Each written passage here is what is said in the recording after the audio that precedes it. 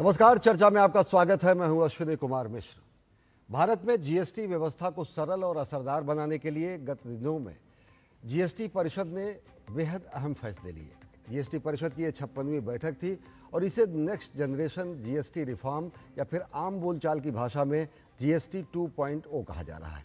GST परिषद ने देश के हर तबके को राहत देने वाला फैसला लिया है, चाहे वो किसान हो या फिर नौजवान, छोटे व्यापारी हो या फिर आम उपभोक्ता या फिर मध्यम वर्ग।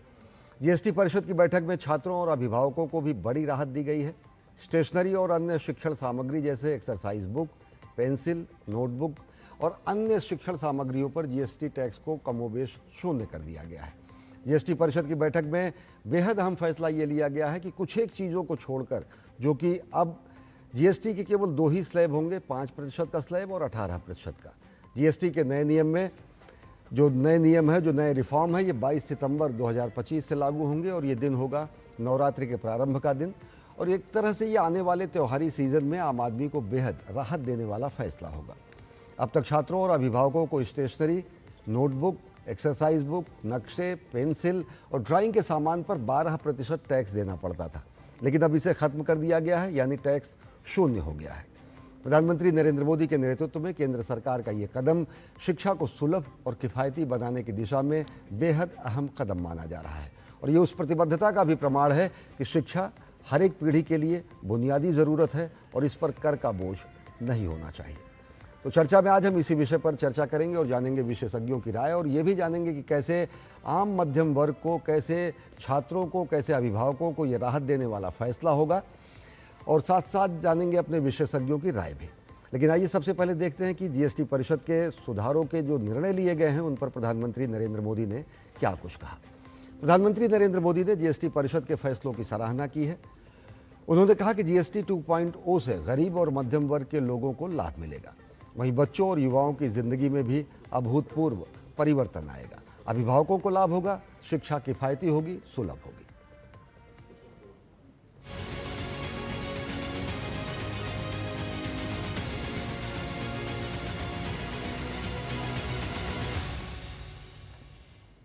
इक्कीसवीं सदी में आगे बढ़ते भारत में जीएसटी में भी नेक्स्ट जनरेशन रिफॉर्म की आवश्यकता थी और उसको किया गया।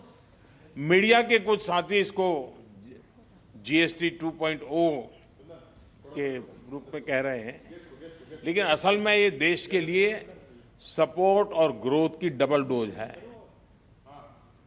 डबल डोज यानी एक तरफ देश के सामान्य परिवार की बचत और दूसरी तरफ देश की अर्थव्यवस्था को नई मजबूती। नए जीएसटी रिफॉर्म से देश के हर परिवार को बहुत बड़ा फायदा होगा। गरीब, न्यू मिडिल क्लास, किसान, महिलाएं, स्टूडेंट्स, नौजवान, सभी को जीएसटी टैक्स कम करने से जबरदस्त फायदा होगा। तो हर एक वर्ग को फायदा होगा जीएसटी के नए सुधारों से और जीएसटी 2.0 से के फैसलों से बच्चों में काफ़ी उत्साह देखने को मिला है। विद्यार्थियों ने इसे सरकार का बेहतर कदम बताया है। बच्चों को शिक्षा के क्षेत्र में बेहतर शिक्षा प्राप्त होगी, किफ़ायती शिक्षा प्राप्त होगी। आइए देखते हैं कि जीएसटी 2.0 पर बच्चों के साथ साथ व्यापारिक प्रतिनिधियों ने अपनी क्या राय दी है। हम लोग वैसे भी इंजीनियरिंग का स्टूडेंट है, हम लोग का बहुत कुछ खरीदना पड़ता है, इसलिए अच्छा ही होगा जो सरकार ने डिसीजन लिया, अच्छे ही डिसीजन लिया होगा सोच समझ के। पेरेंट्स को फायदा मिलेगा इस डिसीजन से? पूरा 100% फायदा मिलेगा सर, 90% गारंटी है। क्योंकि आजकल दाम की वजह से बहुत स्टूडेंट मतलब ऐसे ही में भी बहुत पैसा खींच वगैरह बहुत पैसा है। पेंसिल खरीदने जाए तो बहुत दाम लेते हैं और टूल्स वगैरह भी बहुत दाम लेते हैं। अच्छा होगा सर, जो सरकार डिसीजन लिया वो अच्छा ही है। Thank you Modi ji. जो जीएसटी के नए रिफॉर्म्स आए हैं उनका बेनिफिट आम जनता को जरूर होगा। आम जनता की एक्सपेक्टेशंस रही थी, क्योंकि जब अगर आपको पुरानी अवधारणा मालूम हो तो पहले वैट था। वैट में अलग अलग स्टेट के अलग अलग टैक्सेस हुआ करते थे। उसके बाद एक अवधारणा आई जीएसटी की, जिसमें एक देश एक टैक्स का प्रावधान आया, है ना। उस समय में थोड़े से टैक्सेस हाई थे, जिससे कि जनता को लगता था कि यार हमारे लिए कुछ होना चाहिए। और ये सरकार का बहुत अच्छा कदम है कि इसका फ़ायदा आम जनता को ज़रूर मिलेगा। तो किस तरीके से जीएसटी 2.0 या फिर नेक्स्ट जनरेशन रिफॉर्म जिसे कहा जा रहा है, इसके क्या कुछ फैसलों के लाभ होंगे आम अभिभावकों पर, किस तरीके से छात्रों को मदद मिलेगी, किस तरीके से बच्चों को मदद मिलेगी और कैसे सस्ती होगी पढ़ाई लिखाई और शिक्षण सामग्री, इसी विषय पर हम चर्चा करेंगे अगले आधे घंटे में। हमारे साथ स्टूडियो में खास मेहमान हमारे साथ जुड़ी हैं। हमारे साथ हैं डॉक्टर ज्योति अरोड़ा जो कि प्रिंसिपल हैं माउंट आबू पब्लिक स्कूल में। मैम स्वागत है आपका। और साथ ही साथ हमारे साथ टैक्स विशेषज्ञ और फॉर्मर प्रेसिडेंट ICAI वेद जैन जी जुड़े हुए हैं जो कर मामलों के विशेषज्ञ हैं। आप दोनों लोगों का स्वागत है। वेद जैन जी, सबसे पहले आपसे बात करेंगे। जिस तरीके से जीएसटी रिफॉर्म 2.0 कहा जा रहा है, जिस तरीके से नेक्स्ट जनरेशन कहा जा रहा है, ये रिफॉर्म्स हैं, किस रूप में देखते हैं शैक्षिक क्षेत्र में, खासकर बच्चों के लिहाज से, अभिभावकों के लिहाज से? खुद प्रधानमंत्री नरेंद्र मोदी ने कहा कि ये सपोर्ट और ग्रोथ दोनों का डबल डोज है। तो शिक्षा के क्षेत्र में जो अहम निर्णय लिए गए हैं उसके क्या सकारात्मक प्रभाव आप देखते हैं? देखिए, ये एक बहुत महत्वपूर्ण कदम है। जीएसटी हमने 1 जुलाई 2017 को इंट्रोड्यूस किया था और अब लगभग 8 साल के अनुभव के बाद जो जो क्षेत्र में हमने समझा कि ग्रोथ की जरूरत है, सपोर्ट की जरूरत है, और ये जीएसटी 2.0 जो रिफॉर्म्स है वो उसका एक बिल्कुल उसी को लेकर आया, मॉडल लेकर आया है। और शिक्षा के क्षेत्र में बहुत महत्वपूर्ण निर्णय लिए गए हैं। जैसे आपने अभी आइटम में बहुत सारी गिनाई हैं कि notebook, exercise book, graph book, pencil, pastel, eraser, sharpener, printed, इनके ऊपर बिल्कुल जीएसटी हटा दिया गया। अब ये आप मान के चलिए एक साधारण स्टूडेंट के लिए बहुत जरूरी चीजें हैं। और इसके साथ साथ mathematical boxes, geometry boxes, colour boxes, उन पे भी जीएसटी घटा के 5% कर दिया गया। तो अब क्या होगा कि बच्चों की पढ़ाई पे जो एक परिवार में खर्चा होता है और जो ये चीजें खरीदनी पड़ती हैं, उसके लिए उसमें बचत काफी होगी। और स्वाभाविक है कि जब एक पे टैक्स रेट कम होता है तो उसकी खपत भी बढ़ती है, कंजम्पशन भी बढ़ती है, क्योंकि महंगाई रेट ज्यादा होने से उसके ऊपर एक अंकुश होता है कि आप उसे परचेज नहीं कर पाते। तो अब वो परचेज कर पाएंगे, उसकी खपत बढ़ेगी। और जैसे प्रधानमंत्री जी अभी कह रहे थे कि ये दोनों ही हैं, एक तो हमने फैमिलीज को सपोर्ट किया कि उनकी साधारण जो घर का खर्चा है उसमें कमी आएगी। मैं ऐसा मान के चलता हूँ कि एक परिवार के अंदर अगर 2 बच्चे हैं तो लगभग 2000 से लगभग खर्चा लगभग महीने का होता है। तो अगर ये 12% की टैक्स की छूट आती है तो 250 रुपए एक सीधे घर में बचत के रूप में नजर आ रहे हैं। और स्वाभाविक है कि जब ये चीजें सस्ती होंगी तो उनकी कंजम्पशन बढ़ेगी, डिमांड आएगी, तो उससे इकोनॉमिक सपोर्ट, आर्थिक व्यवस्था भी बहुत सुधरती है, क्योंकि प्रोडक्शन बढ़ती है जब डिमांड क्रिएट होती है। तो प्रोडक्शन बढ़ती है तो साथ साथ उसके साथ फैक्ट्री में रोजगार क्रिएट होते हैं। रोजगार क्रिएट होते हैं तो रोजगार वालों को पैसे, जो सैलरी मिलती है, वर्किंग मिलती है, वो परचेजिंग पावर को बढ़ाकर लाते हैं। तो अपने आप में एक बहुत महत्वपूर्ण कदम है। और एक ये आइटम लगती बहुत छोटी सी है, लेकिन अगर भारतवर्ष की 140 करोड़ देश की जनता की और डेमोग्राफी का हिसाब लगाकर देखा जाए तो बच्चे, ये मान के चलो 4 साल की एज से लेके 20 साल की एज तक के बच्चे या 22 साल तक की एज के बच्चे सभी एजुकेशन में है। तो ये फायदा एक 4 से 22 साल के 18 साल की जो ओवरऑल पीरियड लगाया जाए और डेमोग्राफी में एक बहुत बड़ी परसेंटेज है, उन सबको ये फायदा मिला है। निश्चित तौर से रीच आउट जो करी गई है वो एक बहुत लार्ज स्केल पे रीच आउट माने जाने चाहिए। जी, एक बहुत बड़ी आबादी, बहुत बड़ा मध्यम वर्गीय परिवार, मध्यम वर्गीय हर एक परिवार, हर वर्ग के परिवार, और साथ ही साथ अगर देखें तो छात्रों के लिए किफ़ायती शिक्षा। डॉक्टर ज्योति अरोड़ा जी हमारे साथ हैं, आप प्रिंसिपल हैं माउंट आबू पब्लिक स्कूल में। मैम, किस तरीके से देखती हैं बच्चों की पढ़ाई को, खासकर अगर देखें एनसीआर से अलग, अगर देखें शहरों से अलग, एक ब्रॉडर पर्सपेक्टिव में अगर देखें तो गांव के ऐसे बच्चे, अन्य स्कूलों के ऐसे बच्चे जिनके लिए कहीं ना कहीं शैक्षिक सामग्री पे अब 0 टैक्स लगना है, चाहे वो इरेज़र हो, चाहे वो पेंसिल हो, चाहे बॉक्स हो, मैथमेटिकल बॉक्स हो, एटलस हो। तो किस तरीके से देखती हैं बच्चों को भी राहत, अभिभावकों को भी राहत और शिक्षा की गुणवत्ता में भी सुधार? देखिए, शिक्षा के क्षेत्र में मैं पिछले 30 साल से ज़्यादा समय से जुड़ी हुई हूँ और ये जो जीएसटी 2.0 रिफॉर्म आया है, ये बहुत ही सकारात्मक कदम है। इसका बहुत बहुत स्वागत है, क्योंकि जो शिक्षा है उसका आधार क्या है? शैक्षणिक सामग्री।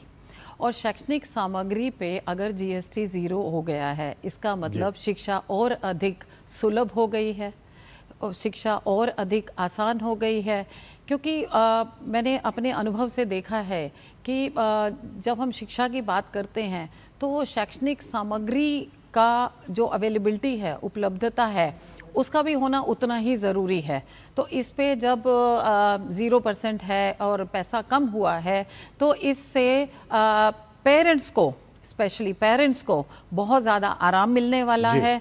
और दूसरी बात, आजकल हम डिजिटलाइजेशन इन एजुकेशन की इतनी बात कर रहे हैं कि डिजिटलाइजेशन है एजुकेशन, और आजकल देखा जाए तो क्लासरूम्स में आपके डिजिटल बोर्ड्स हैं और कंप्यूटर्स हैं, सब है। उन पे भी जो जीएसटी कम हुआ है, ये तो एक बहुत बड़ा वेलकमिंग स्टेप है स्कूल्स के लिए भी, जो कि पूरे अपने इंफ्रास्ट्रक्चर को डिजिटलाइज करना चाह रहे हैं, अत्याधुनिक सुविधाओं के साथ बच्चों को पढ़ाना चाह रहे हैं, उनके लिए एक बहुत बड़ी राहत है।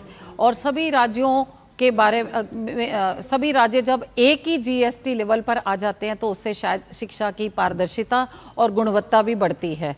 तो मैं तो इस स्टेप का बहुत बहुत वेलकम करती हूँ, क्योंकि अगर हम निर्माण सामग्री देखें, जैसे कि नए भवन आते हैं, नया इंफ्रास्ट्रक्चर बनता है, उस पे भी जो हमें राहत मिली है वो एक अति सराहनीय कदम है। और इसके लिए हमारे माननीय प्रधानमंत्री मोदी जी को हम बहुत बहुत धन्यवाद भी देना चाहेंगे और इसका बहुत स्वागत भी करेंगे, क्योंकि ultimately children and parents they need stationery, they need paper. और अब पेपर की बात करें तो जब कागज पर शुल्क कम हो गया, 0 हो गया है, तो अब उससे बनने वाली जो किताबें हैं वो सस्ती हो जाएंगी, उससे बनने वाली जितनी भी आइटम्स है, क्योंकि school is all about books, stationery, notebooks, तो इससे सारी चीज़ों को बहुत अच्छा एक सकारात्मक लाभ मिलेगा और बहुत अच्छा एक पॉजिटिव इम्पैक्ट और बहुत सारा इसका फायदा मिलने वाला है। जी, हम चर्चा जारी रखेंगे, लेकिन इस समय बड़ी खबर आ रही है। प्रधानमंत्री नरेंद्र मोदी कल बाढ़ग्रस्त हिमाचल प्रदेश और पंजाब का दौरा करेंगे। प्रधानमंत्री नरेंद्र मोदी कल बाढ़ से संबंधित स्थिति की समीक्षा के लिए हिमाचल प्रदेश और पंजाब का दौरा करेंगे। वो हिमाचल प्रदेश में बाढ़ और भूस्खलन से प्रभावित क्षेत्रों का हवाई सर्वेक्षण करेंगे। दोपहर लगभग 1:30 बजे वो हिमाचल प्रदेश के कांगड़ा पहुंचेंगे, जहां वे अधिकारियों से मिलेंगे और स्थिति की उच्च स्तरीय समीक्षा करेंगे और बैठक भी करेंगे। प्रधानमंत्री कांगड़ा में बाढ़ प्रभावित व्यक्तियों और एनडीआरएफ, एसडीआरएफ और आपदा मित्र टीम से भी मुलाकात करेंगे। इसके बाद प्रधानमंत्री लगभग दोपहर 3 बजे पंजाब के बाढ़ प्रभावित क्षेत्रों का हवाई सर्वेक्षण करेंगे। कल शाम लगभग 4:15 बजे गुरदासपुर पहुंचेंगे और वहां पर वरिष्ठ अधिकारियों के साथ चर्चा करेंगे और ज़मीनी स्थिति पर समीक्षा बैठक करके समूची स्थिति का जायजा लेंगे। वो गुरदासपुर में बाढ़ प्रभावित व्यक्तियों के साथ साथ एनडीआरएफ, एसडीआरएफ और आपदा मित्र टीम से भी बातचीत करेंगे। प्रधानमंत्री की प्रत्यक्ष समीक्षा का उद्देश्य इस कठिन समय में लोगों और राज्यों के लोगों के लिए सहायता के साथ साथ पुनर्वास प्रयासों की बारीकी से निगरानी करना है। इस समय की बड़ी खबर, प्रधानमंत्री नरेंद्र मोदी कल उत्तर भारत के बाढ़ प्रभावित इलाकों का दौरा करेंगे और प्रधानमंत्री नरेंद्र मोदी हिमाचल प्रदेश के साथ साथ पंजाब का दौरा करेंगे। प्रधानमंत्री नरेंद्र मोदी कांगड़ा में उच्च स्तरीय समीक्षा बैठक की अध्यक्षता करेंगे। कांगड़ा में ही प्रधानमंत्री नरेंद्र मोदी बाढ़ प्रभावितों के साथ साथ एनडीआरएफ, एसडीआरएफ और आपदा मित्रों की टीम से मुलाकात करेंगे। कल दोपहर 3 बजे प्रधानमंत्री नरेंद्र मोदी बाढ़ प्रभावित पंजाब के हवाई क्षेत्रों का सर्वेक्षण करेंगे और साथ ही साथ हिमाचल और पंजाब का दौरा प्रधानमंत्री का बेहद अहम होगा, जो कि बाढ़ प्रभावित क्षेत्रों की स्थिति के जायजे के साथ साथ वहां पर चल रहे राहत बचाव कार्य और पुनर्वास कार्यक्रमों की समीक्षा प्रधानमंत्री नरेंद्र मोदी करेंगे। हमारे साथ हमारे संवाददाता नीरज इस समय जुड़ चुके हैं। नीरज, प्रधानमंत्री नरेंद्र मोदी हिमाचल प्रदेश और पंजाब का कल दौरा करेंगे। मकसद एकदम साफ है कि किस तरीके से राहत एवं बचाव कार्य को और ज़्यादा गति दी जाए, किस तरीके से पुनर्वास के कार्यक्रमों को और गति दी जाए, वास्तविक समीक्षा की जाए। क्या कुछ कार्यक्रम और किस तरीके से प्रधानमंत्री का कल दोनों प्रदेशों का दौरा? देखिए, बिल्कुल प्रधानमंत्री कल आएंगे और सबसे पहले हिमाचल प्रदेश में हवाई सर्वे करेंगे, खासतौर से जहाँ पर बाढ़ आई थी और इसके अलावा भूस्खलन की वजह से पर जो इलाका है वो प्रभावित हुआ था। इसके साथ ही कांगड़ा प्रधानमंत्री पहुंचेंगे और कांगड़ा में एक समीक्षा बैठक की जाएगी कि किस तरीके से राहत और पुनर्वास का जो काम है वो तेजी के साथ किया जाए। इसके साथ साथ ही आप देखें एनडीआरएफ, एसडीआरएफ और जो आपदा जो मित्र हैं, जो रेस्क्यू ऑपरेशन में लगातार दिन रात काम कर रहे हैं, उनके साथ भी प्रधानमंत्री बैठक करेंगे और जानेंगे कि किस तरह के हालात हैं, कैसे इन हालातों से निपट सकते हैं और जो लोग हैं उनकी जो सहायता है वो बेहतर तरीके से किस तरीके से हो सकती है। तो इसको लेकर प्रधानमंत्री इन लोगों से डिस्कस कर सकते हैं। इसके साथ ही एक रिव्यू बैठक भी होगी कि आने वाले समय में इन इलाकों की निगरानी किस तरीके से की जाए, समन्वय के साथ जो काम है वो किस तरीके से किया जाए। इसके साथ साथ ही राहत और पुनर्वास का जो काम है उसमें किस तरीके से तेजी लाई जाए, क्योंकि अश्विनी हमको पता है कि हिमाचल में अधिकांश आप देखा होगा उन दृश्यों को कि किस तरीके से बाढ़ का पानी बड़े पैमाने पर तबाही लेकर आया। इसके अलावा जगह जगह तो लैंडस्लाइड हुए थे, उसकी वजह से भी बड़ी संख्या में जो लोग हैं वो प्रभावित हुए। रोड कनेक्टिविटी पूरी तरीके से प्रभावित हुई थी। तो इन सारी चुनौतियों से किस तरीके से निपटा जा सके उसको लेकर प्रधानमंत्री दिशा निर्देश भी दे सकते हैं। इसके साथ साथ ही आप देखें कि प्रधानमंत्री पंजाब भी जाएंगे। पंजाब में भी कई सारे इलाके बाढ़ प्रभावित इलाके हैं और बड़े पैमाने पर जो गांव है वहां बाढ़ का पानी है। प्रधानमंत्री वहां का हवाई सर्वे करने के बाद गुरदासपुर पहुंचेंगे और गुरदासपुर में जो इफेक्टेड लोग हैं उनके साथ प्रधानमंत्री एक बैठक भी करेंगे, उनके हालचाल जानेंगे और उनकी जो समस्या है, उनकी परेशानी है, उनसे रूबरू होंगे सीधे। इसके साथ साथ ही आप देखें कि जो एनडीआरएफ और एसडीआरएफ और आपदा मित्र जो खासतौर से पंजाब में लगातार रेस्क्यू ऑपरेशन कर रहे हैं, उनके अनुभव भी प्रधानमंत्री उनसे जानेंगे। और इसके साथ साथ ही आपने देखा भी था कि सेना बड़े पैमाने पर इन दोनों ही इलाकों में जो रेस्क्यू ऑपरेशन है या फिर आपदा के जो काम है वो तेजी के साथ कर रही है। तो एक समीक्षा बैठक भी होगी जिसमें प्रधानमंत्री को बताया जाएगा कि किस तरह से राहत और बचाव के काम किए गए हैं, आने वाले समय में किस तरीके से राहत और बचाव के काम किए जाने की जरूरत है, केंद्र सरकार किस तरह से जो सहायता है वो लोगों को उपलब्ध करवा रही है। तो इसको लेकर भी प्रधानमंत्री जो तमाम लोग हैं उनको दिशा निर्देश भी दे सकते हैं। जी नीरज, अगर देखें अगर हिमाचल प्रदेश की अगर बात करें तो चंबा, मंडी और कुल्लू जो ये ज़िले हैं बेहद बुरी तरह प्रभावित हुए हैं। जनजीवन अस्त व्यस्त हुआ ही, साथ ही साथ भूस्खलन के साथ साथ पूरे इस पर्वतीय राज्य में आपदा सरीखी स्थिति है। ऐसे में प्रधानमंत्री नरेंद्र मोदी का ये हवाई सर्वेक्षण किया जाना और साथ ही साथ वहाँ पर चल रहे त्वरित कार्यों की समीक्षा, लोगों से मुलाकात, एक पूरा का पूरा असेसमेंट इस पूरी प्रक्रिया का कि किस तरीके से लोगों को नुकसान हुआ है और किस तरीके से लोगों को त्वरित राहत भी पहुंचाई जा सके हिमाचल के संदर्भ में। बिल्कुल बिल्कुल आप सही कह रहे हैं सुनिए। और क्योंकि हिमाचल में हमने देखा भी था कि आप देखें कि हिमाचल में जिन जिलों का आप जिक्र कर रहे हैं सिर्फ वही जिले नहीं थे, कई सारे अलग अलग जिलों से भी लैंडस्लाइड की खबरें आई थी। कई जगहों से आपने देखा भी था कि किस तरीके से पत्थर गिर रहे थे, जो रोड कनेक्टिविटी है वो बुरी तरीके से डिस्टर्ब हुई थी। जो लोग वहाँ पर घूमने के लिए गए थे वो बड़ी संख्या में फंसे हुए थे। खासतौर से आप देखें चंडीगढ़ और शिमला का जो रूट है वो लंबे समय तक बंद रहा और बीच में कई बार खुला भी, लेकिन बार बार लैंडस्लाइड और भूस्खलन की वजह से वो डिस्टर्ब रहा। तो प्रधानमंत्री निश्चित तौर पर एक हवाई सर्वे के द्वारा देखेंगे कौन कौन से इलाके कितने प्रभावित हैं, वहाँ पर राहत और बचाव के काम और किस तेजी के साथ किए जा सकते हैं।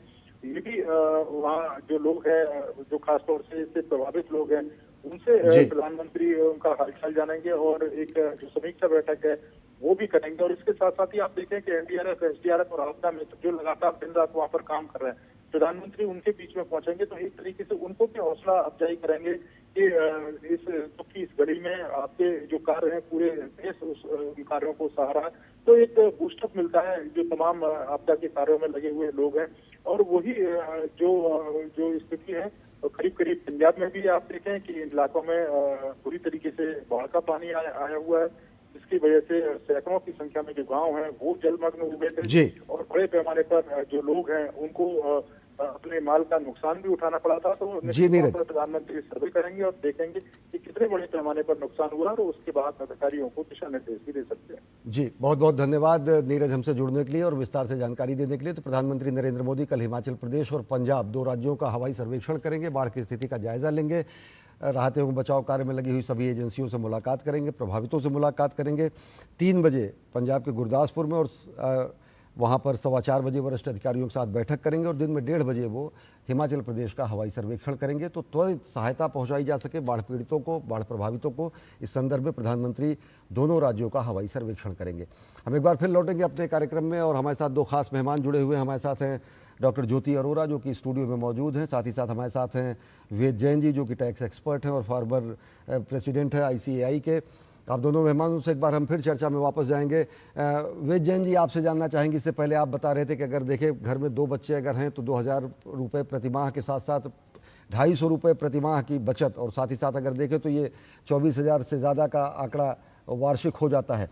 किस तरीके से देखते हैं कि किफ़ायती शिक्षा, सबको शिक्षा, इस कदम की जो प्रतिबद्धता है केंद्र सरकार की वो भी पूर्ण होती दिख रही, क्योंकि एक लंबे समय से मांग थी कि शिक्षा और स्वास्थ्य इन चीज़ों पर कर की स्थिति एकदम शून्य होनी चाहिए।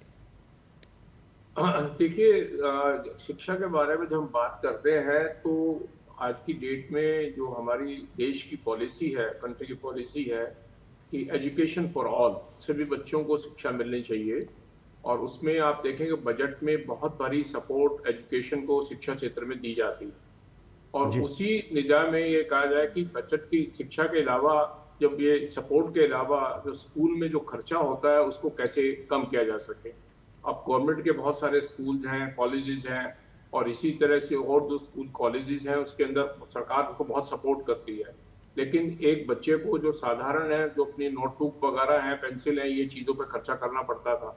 तो इस GST 2.0 में उस बात के ऊपर भी बहुत अच्छा कदम उठाया कि सब इसको टैक्स एग्जम्प्ट कर दिया गया, और जिसकी सपोर्ट देने की जरूरत थी, क्योंकि एजुकेशन को जितना सपोर्ट करेंगे, जितना कंसेशन देंगे, उतनी देश शिक्षित होगा। देश शिक्षित होगा तो देश विकसित होगा। निश्चित तौर से 2047 का और आज की डेट में एक विकसित भारत की बात कर रहे हैं, तो वो उसी दिशा में हमें देश को पूरा शिक्षित करना है और 100% शिक्षा अचीव करनी है। और अभी जैसे गीता जी ने बताया कि उनकी ज्योति जी ने बताया कि 2 पॉइंट बहुत अच्छे और बने कि साथ ही साथ इंफ्रास्ट्रक्चर को भी एजुकेशन में सपोर्ट दी है, क्योंकि स्कूल का भवनों के निर्माण में सीमेंट और जो दूसरी आइटम है उसकी कमी भी टैक्स रेट करने से वो सपोर्ट मिलेगी। और जो डिजिटाइजेशन, जो डिजिटल वर्ल्ड की बात कर रहे हैं, तो कंप्यूटर्स वगैरह उसके ऊपर भी जो सपोर्ट दी गई है वो भी अपने आप में एक बहुत महत्वपूर्ण कदम है। यानी कि गुणवत्तापूर्ण शिक्षा के साथ साथ गुणवत्तापूर्ण और ज़्यादा सुसज्जित विद्यालय भी होंगे। हम चर्चा जारी रखेंगे, लेकिन बेहद छोटे से ब्रेक का वक्त है, उसके बाद हम चर्चा जारी रखेंगे। देखते रहिए DD news. Next gen GST के पंचरत्न: सिंपल टैक्स सिस्टम, कंजम्पशन को बूस्ट, बेहतर quality of life, ease of doing business को बढ़ावा और मजबूत state centre partnership. Next gen GST। Time पे खा लेना और प्लीज बाइक धीरे चलाना जी। और ये तुम्हारी सेफ्टी के लिए। अरे एक बात तो रह गई। LIC? ये हमारी सेफ्टी के लिए। दिल की सुनो, LIC चुनो। LIC हर पल आपके साथ। मेरी पसंद, मेरी पसंद, मेरी पसंद, मेरी पसंद, हमारी पसंद, हम सबकी पसंद। मजबूत देश का मजबूत सरिया हो गया स्टील। ब्रेक के बाद आप सभी का स्वागत है। हम बात कर रहे हैं GST 2.0 के बाद सस्ती होती शिक्षा सामग्रियों की। हमारे साथ वेद जैन जी और साथ ही साथ doctor Jyoti Arora, principal Mount Abu public school के हैं। मैडम, आपसे जानना चाहेंगे, किस तरीके से आपने कहा कि विद्यालय तो ज़्यादा और ज़्यादा गुणवत्तापूर्ण होंगे, शिक्षकों की शैक्षणिक व्यवस्था और माहौल जो होगा, एजुकेशनल एटमॉस्फेयर बेहतर होगा, अभिभावकों को किस तरीके से राहत के रूप में देखते हैं? क्योंकि बड़ा खर्चा कहीं ना कहीं, अगर बच्चे 1 या 2 या कई हों तो उनको पढ़ाना, चाहे वो शहरी क्षेत्र हो चाहे ग्रामीण क्षेत्र हो, तो बेहद राहत पारिवारिक लिहाज से भी इसको देखती हैं, अभिभावकों के लिहाज से भी।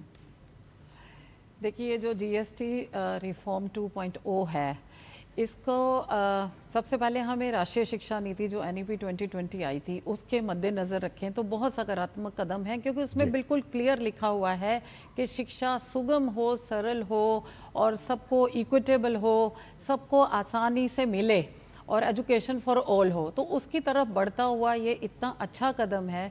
क्योंकि अगर हम इन सभी रिकमेंडेशंस को अचीव करना चाहते हैं तो सबसे पहले हमें शिक्षा को थोड़ा महंगा कम करना होगा।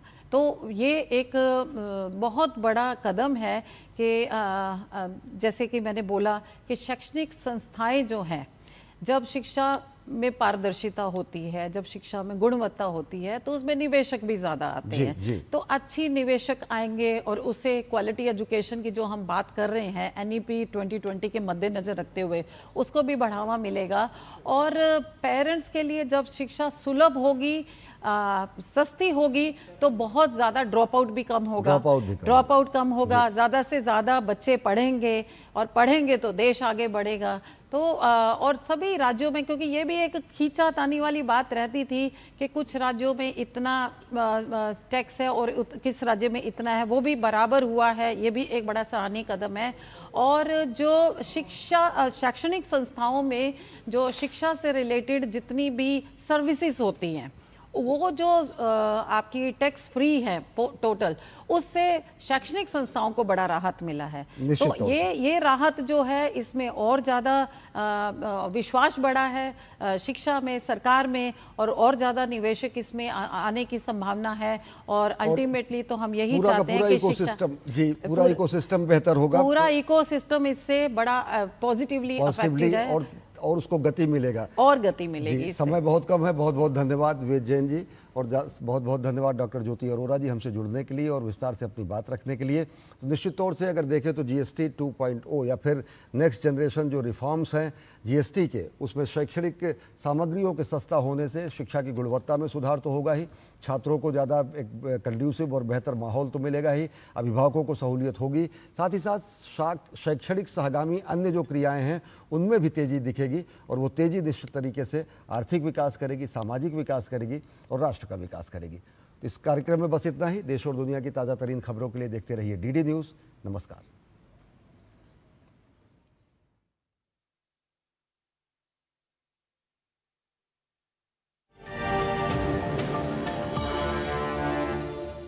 चर्चा में के प्रायोजक